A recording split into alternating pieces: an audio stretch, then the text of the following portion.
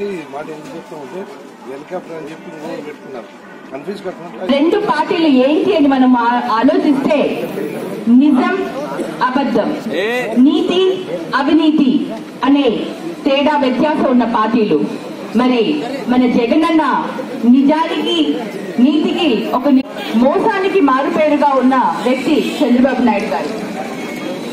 నేను చెప్పగలుగుతున్నానంటే ఆయన చేతుల్లో మోసపోయాను కాబట్టి ఆ పార్టీలో ఎటువంటి పద్ధతులు ఉంటాయి,